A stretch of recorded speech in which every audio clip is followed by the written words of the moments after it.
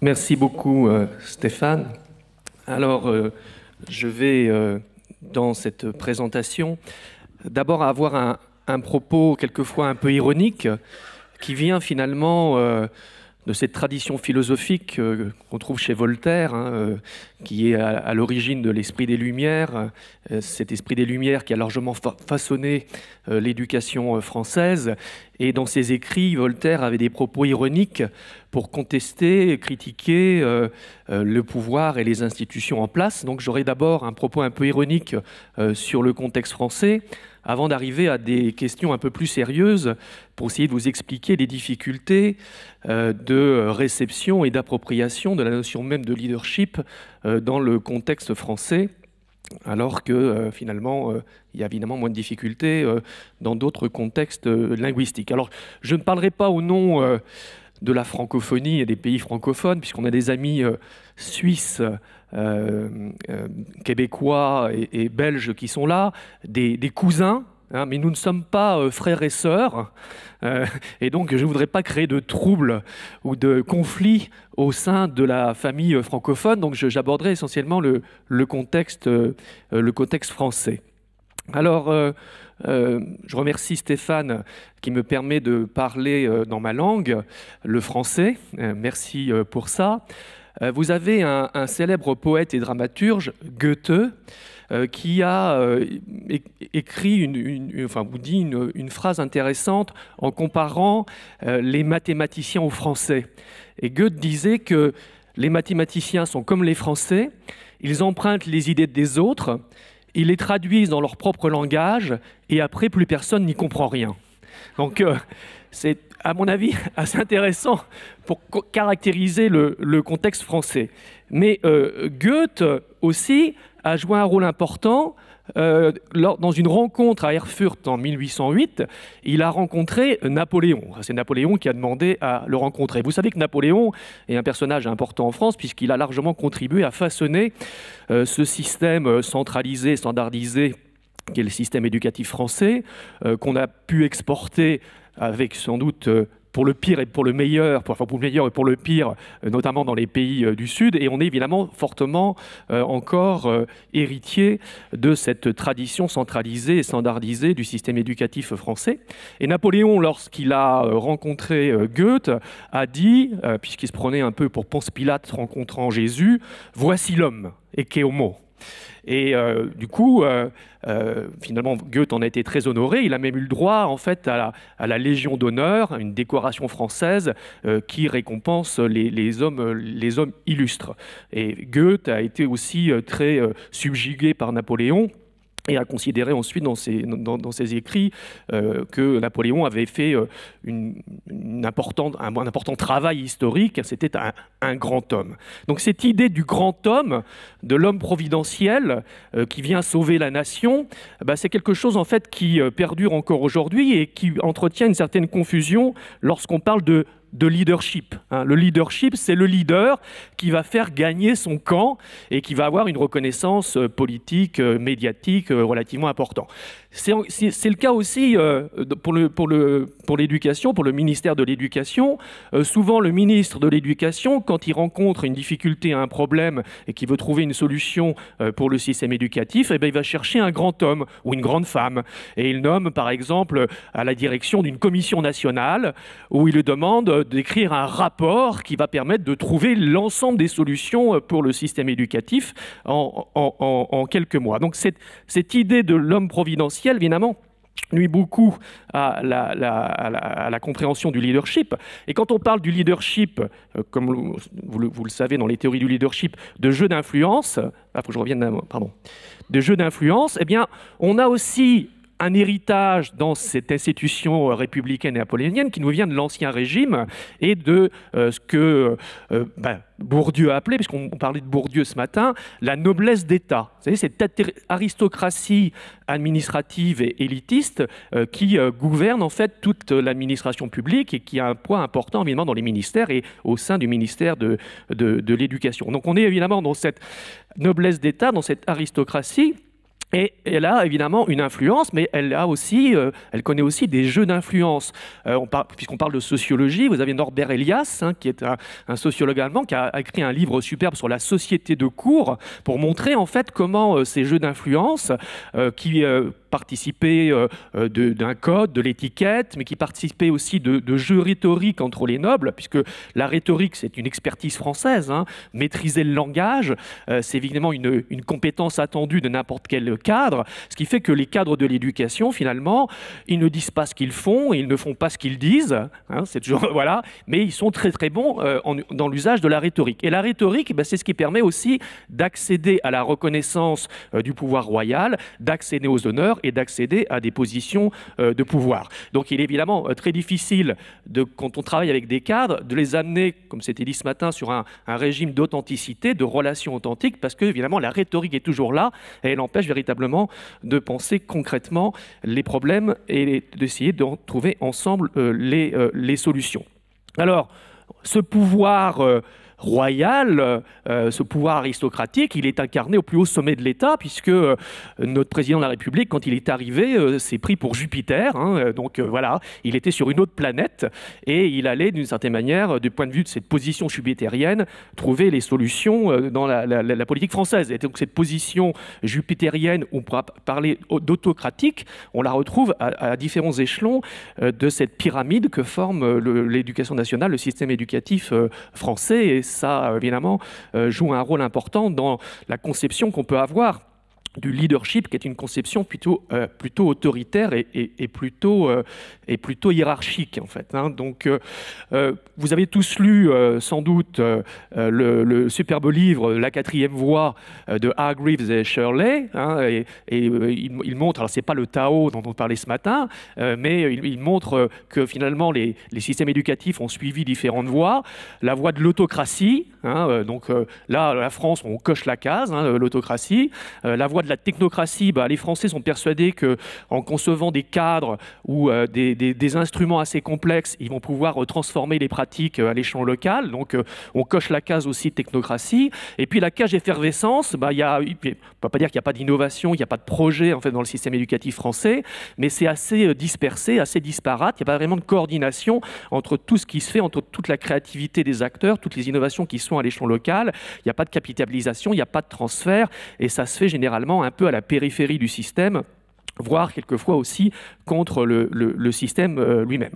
Donc finalement, notre système, il est compris par les Chinois.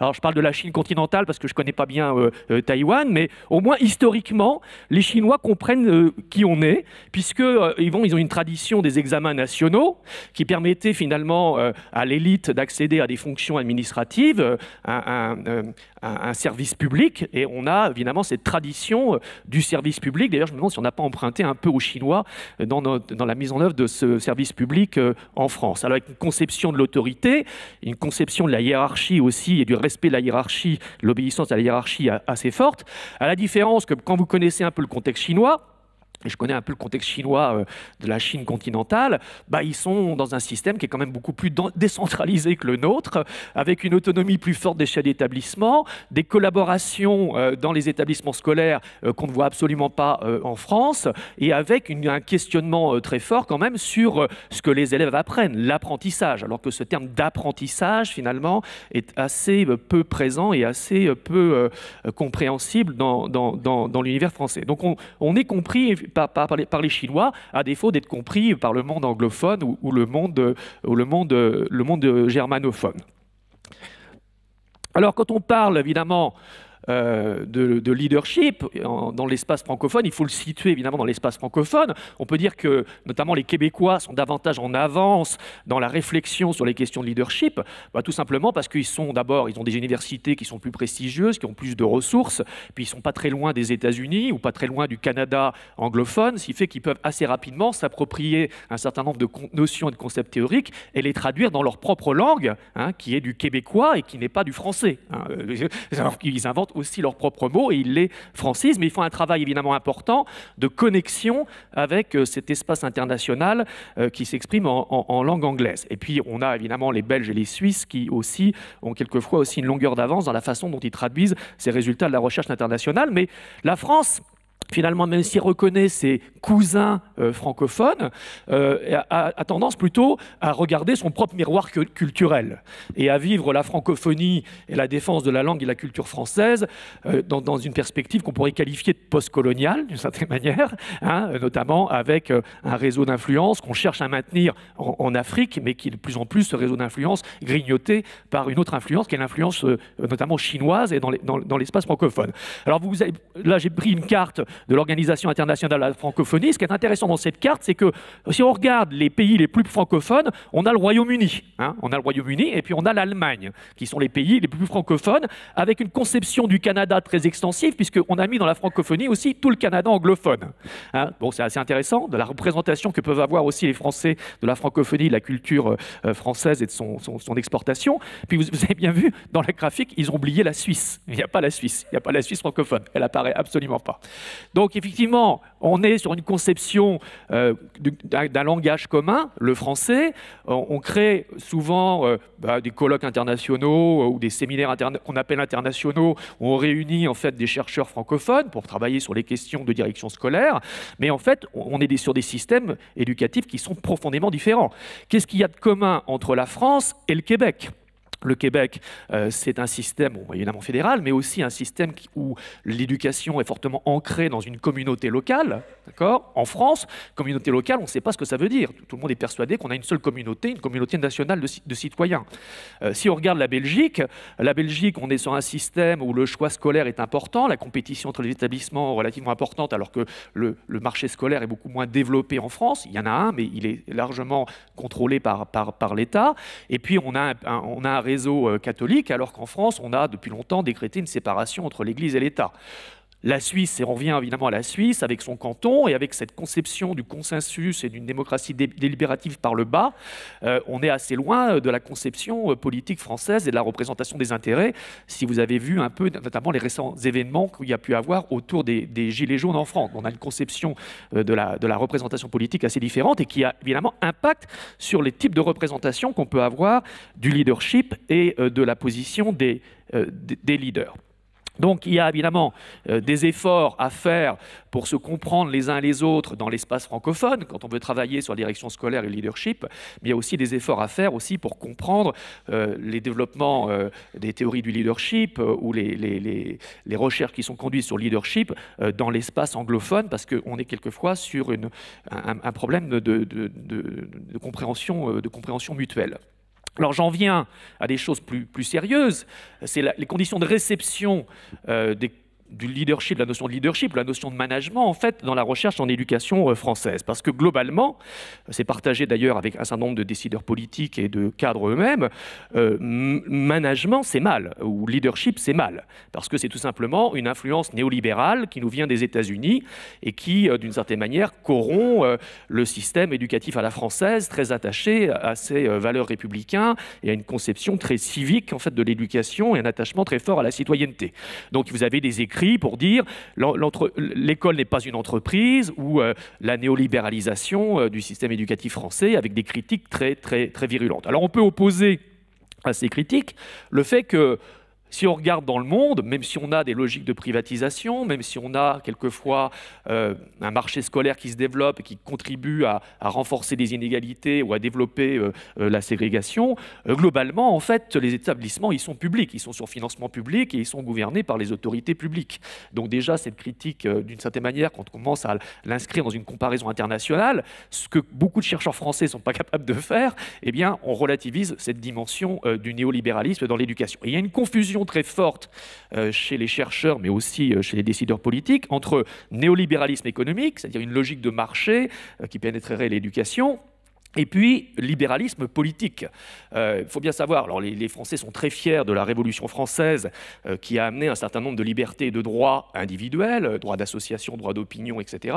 Ils oublient souvent que cet héritage de la Révolution française, on doit beaucoup à une autre révolution qui s'est faite un petit peu avant, qui était aux États-Unis, et c'est vraiment les Américains qui ont institué le libéralisme politique, sauf que les Américains, ils l'ont fait en fait sur la base d'un libéralisme politique qui se déclinait à l'échelon local, avec comme je l'ai dit, une une forte emprise de la communauté locale sur la décision, le devenir des citoyens, leur projet commun. En France, évidemment, ça s'est fait dans une conception très centralisée, contre les intérêts locaux, contre les pouvoirs locaux, notamment le pouvoir de l'Église, mais aussi le pouvoir des notables, qui était à l'époque assez royaliste, dans un projet républicain assez centralisateur qui a empêché la reconnaissance de toute communauté locale. Ce qui fait qu'en France, aujourd'hui, on a des débats très sérieux sur le national et puis le communautarisme, qui est pensé évidemment comme une menace. Donc cette absence de prise en considération du libéralisme politique, qui est pourtant une composante importante de la politique française, ou même de la représentation politique française, ça empêche véritablement de faire en sorte qu'à l'échelle des établissements scolaires ou d'un réseau d'établissements scolaires, on puisse avoir des acteurs qui soient dans des situations de communication les uns avec les autres, de construction de projets communs, de coordination des actions, dans une authenticité assez forte, et puis avec l'idée que les idées des autres peuvent contribuer finalement à renforcer l'intelligence collective et à construire un projet. Quand on n'a pas de critique du néolibéralisme dans l'éducation, on a une critique du management lui-même. Donc le raisonnement, c'est de dire le management prescrit et prescripteur, il prescrit des règles, il fixe des instructions aux acteurs de l'éducation, notamment aux enseignants, et les enseignants souffrent évidemment de cette prescription et cherchent en permanence à s'écarter, à éviter cette prescription en inventant ou en maintenant leur routine organisationnelle ou en maintenant leur pratique. Alors ça nourrit évidemment cet écart, une critique qui vient souvent de la sociologie du travail en France ou de la psychologie du travail, mais en même temps, cette critique, elle peut s'appliquer à toute forme d'organisation. C'est-à-dire que l'idée que les individus interprètent des règles, les négocient et font en fait en bout de chaîne autre chose que ce qui était prévu par les règles et par les prescriptions, ça a été largement montré en fait, notamment dans les théories de l'organisation. Si vous regardez par exemple les premiers travaux d'Elton Mayo à la Western Electric, lorsqu'ils ont fixé un programme expérimental pour les ouvrières, ils variaient l'intensité lumineuse, puis ils sont aperçus que les ouvrières faisaient bien d'autres choses que ce qu'ils avaient prévu. Donc c'est pas propre d'une certaine manière à l'organisation scolaire, et c'est pas propre d'une certaine manière à une organisation qui serait de type managérial. On trouve ça évidemment un peu partout dans tout type d'organisation.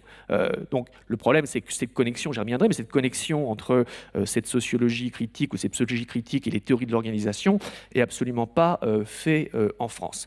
Et puis il y a une troisième critique, qui est le fait que le management est un phénomène culturel, ou leadership un phénomène culturel, et que ce n'est pas conciliable d'une certaine manière avec la culture française.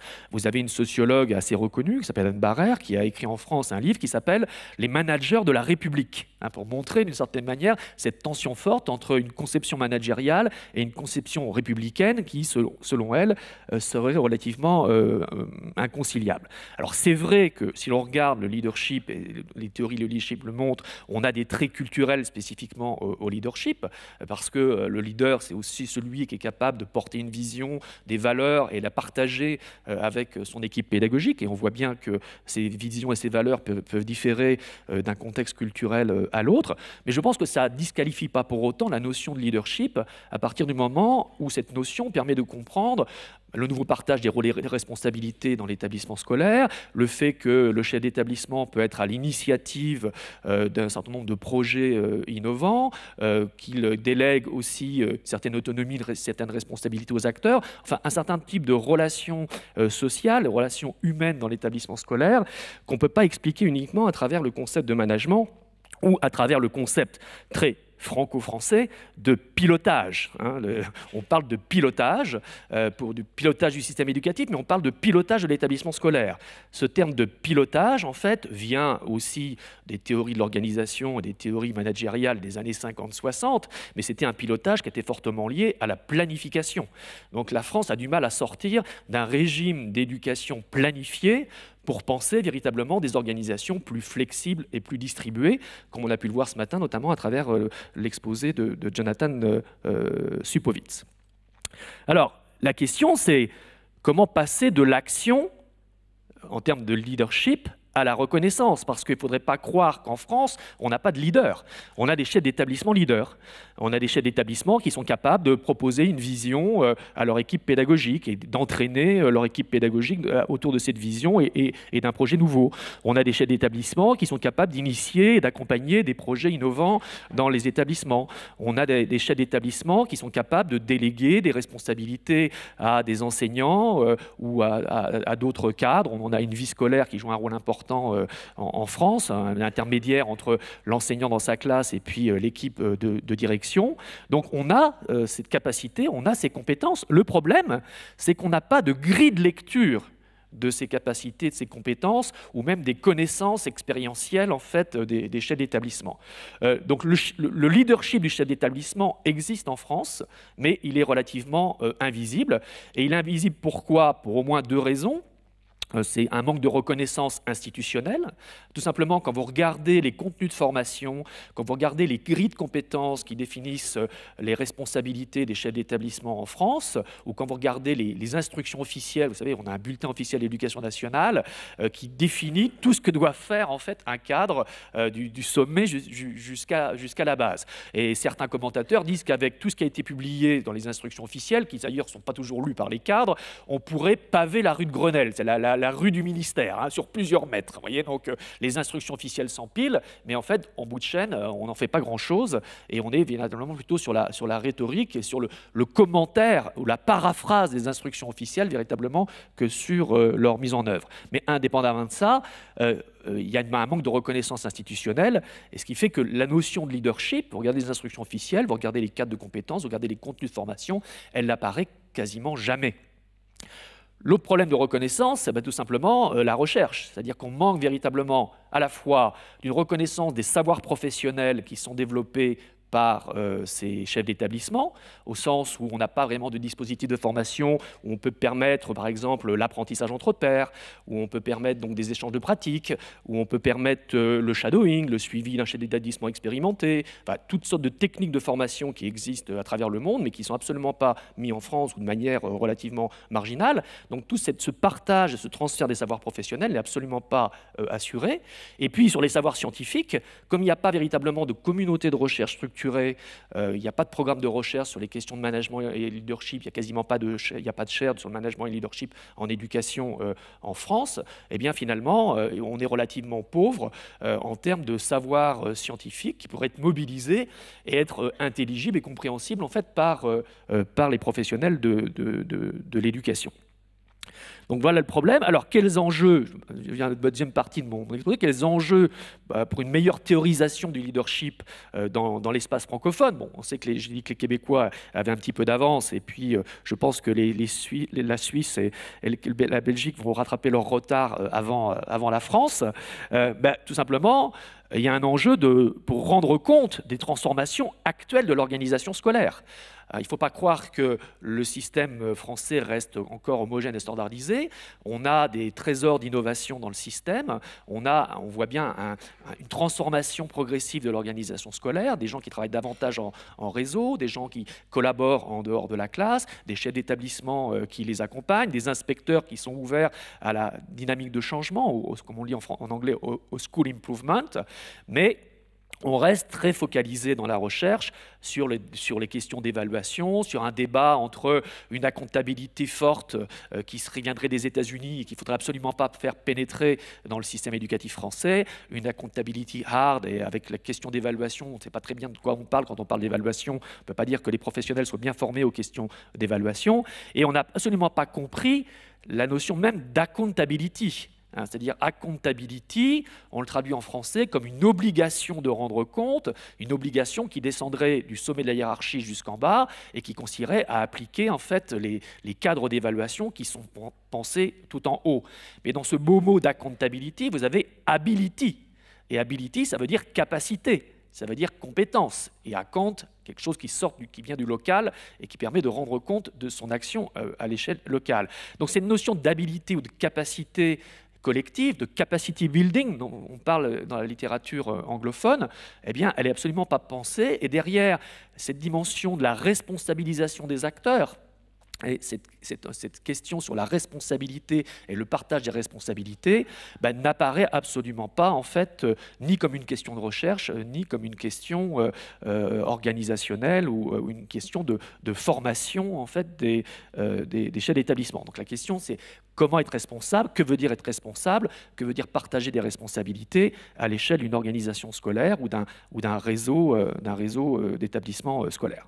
La deuxième, pourquoi c'est important de aussi travailler les questions de leadership, c'est se rendre compte qu'on passe d'une organisation qui était relativement bureaucratique, planifiée, très centrée sur le métier, l'identification métier, une expertise métier, du fait aussi des cultures professionnelles et d'un attachement syndical très fort, notamment des enseignants, mais aussi des chefs d'établissement, à une organisation qui veut privilégier davantage de coordination verticale, davantage d'innovation dans l'organisation ou à l'extérieur de l'organisation, et davantage de prise en compte, en fait, du contexte local même de cette organisation. Donc, pour accompagner cette transformation, il faut avoir un autre regard, il faut avoir d'autres lunettes théoriques qui permettent d'une certaine manière aussi d'aider les professionnels à faire sens de cette transformation de l'organisation qu'ils expérimentent, qu'ils expérimentent eux-mêmes.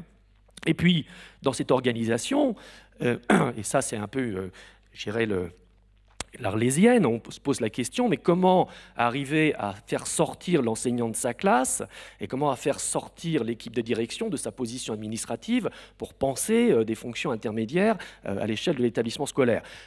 Quel nouveau type d'interaction? Alors on est un peu gêné parce que tout simplement on a une vie scolaire qui est l'intermédiaire entre la direction et les enseignants dans sa classe, une vie scolaire qui est en charge de la socialisation des élèves, de l'apprentissage de la citoyenneté, des questions de discipline, des questions de présence des élèves, et ce qui fait qu'on a un travail d'externalisation qui se fait des enseignants, tout ce qui n'est pas de l'ordre de l'enseignement et de l'enseignement d'une discipline, d'un savoir scolaire, est délégué d'une certaine manière à cette vie scolaire, ce qui fait qu'on a une vraie difficulté à ce que les enseignants prennent en charge la vie collective d'une certaine manière de l'établissement et puissent développer des échanges qui soient en dehors en fait de la salle des profs où ils se réunissent pour discuter et débattre des difficultés, mais plutôt des problèmes de discipline que posent les élèves.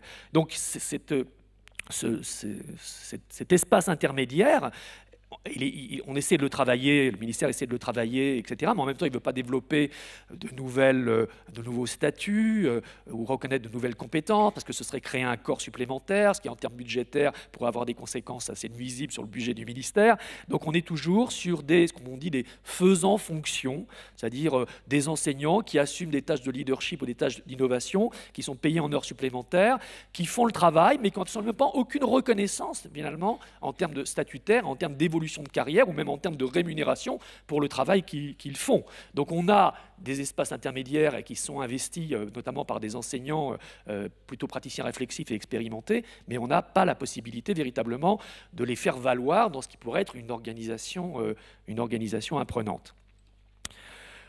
La recherche pourrait aussi contribuer à définir des compétences, parce que, comme je l'ai dit, les référentiels de compétences et les grilles de compétences sur le leadership sont relativement vides, y compris dans la formation et la formation initiale des enseignants, avec une incompréhension. Moi, j'interviens la semaine prochaine à l'Institut des hautes études en éducation et formation qui forme tous les cadres à l'échelle nationale, l'échelle d'établissement et les inspecteurs. Et ils m'ont demandé d'intervenir, c'est eux qui imposent le thème, parce que généralement, ils font venir des universitaires de gré à gré, mais c'est eux qui choisissent les contenus et qui choisissent souvent le terme d'intervention. Il y a une petite négociation, mais il n'y a pas tellement de marge.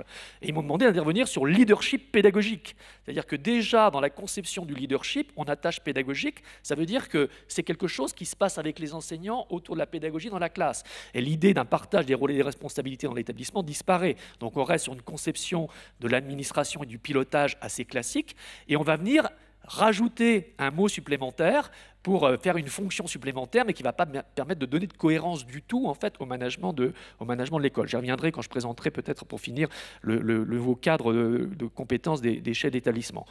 Deuxième problème, c'est qu'on est dans une organisation rêvée, est-ce qu'elle est prescrite par les instructions officielles ou par les cadres de compétences qui sont proposés aux cadres, et puis une expérience, une organisation vécue par les chefs d'établissement qui ressentent en permanence un écart entre les grilles qui leur sont communiquées et qui doivent définir leurs compétences au travail, et ce qu'ils vivent au quotidien dans les établissements scolaires. Et moi, quand j'accompagne des chefs d'établissement en formation, je passe mon temps à les aider à identifier leurs compétences, à faire ressortir leurs compétences, à mettre ça sous forme de carte mentale, pour faire le constat avec eux qu'ils sont beaucoup plus riches en termes de compétences que ce que dit l'institution elle-même. Vous voyez, une espèce de conflit cognitif relativement important et qu'on trouve en permanence quand on essaie de travailler de manière intelligente la formation des chefs d'établissement. Donc, l'enjeu, c'est bien d'actualiser ces compétences au leadership qui sont réelles et qui existent mais peu visibles, de les développer, de les transférer aussi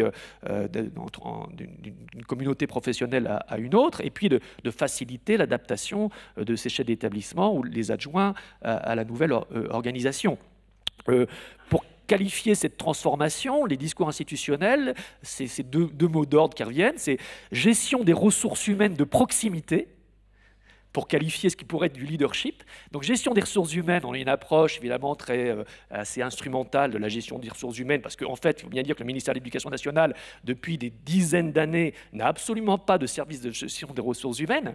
La gestion des ressources humaines est faite par les organisations syndicales et pas par le ministère, qui conseille sur la carrière, sur les rémunérations, etc. Donc, il y a une vraie absence. Et puis, on a accolé cet adjectif proximité pour essayer, pour ne pas utiliser le terme leadership, et pour ramener les chefs d'établissement progressivement à prendre en compte dans des entretiens de carrière la situation de leurs enseignants et faire en sorte qu'il y ait un accompagnement individuel un peu plus poussé, mais tout ça dans une grille relativement formalisée de compétences, où on a partagé l'évaluation de la grille des compétences du chef d'établissement entre un chef d'établissement qui s'occupe d'évaluer les compétences en dehors de la classe, lorsque l'enseignant s'investit dans le projet d'établissement.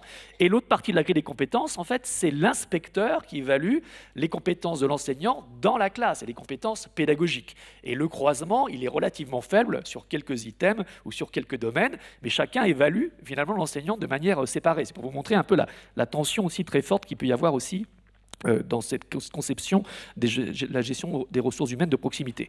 Et puis le fameux mot, pilotage pédagogique et éducatif, c'est-à-dire quand on a inventé, le ministère a inventé ce qu'on appelle le conseil pédagogique, c'est-à-dire un lieu qui était là normalement pour réunir les enseignants, pour partager leur expérience pédagogique et aller sur des dynamiques de school improvement, d'amélioration de l'école. Eh bien, en fait, on n'a pas réussi à véritablement imposer évidemment l'idée de leadership, qui était assez étrangère aux concepteurs du conseil pédagogique, et on a inventé cette notion de pilotage pédagogique et éducatif. Pédagogique, parce que le pilotage pédagogique, c'est une action assez limitée du chef d'établissement sur l'enseignant et la pédagogie, puisque c'est largement supervisé par l'inspecteur, d'accord. Et éducatif, c'est parce qu'on a ce service de vie scolaire qui représente justement la conception de l'éducation avec une séparation entre éducation et pédagogie, ce qui fait qu'on n'a absolument pas réglé les tensions qui pouvaient exister entre différentes fonctions organisationnelles. C'était un moment où on pouvait justement revoir complètement l'organisation interne de l'établissement, et on ne l'a absolument pas fait, ce qui fait que c'est mettre les chefs d'établissement dans des positions en fait en tension les unes avec les autres, du fait de la définition des rôles, du fait de la définition des responsabilités, et de leur partage notamment avec les corps d'inspection.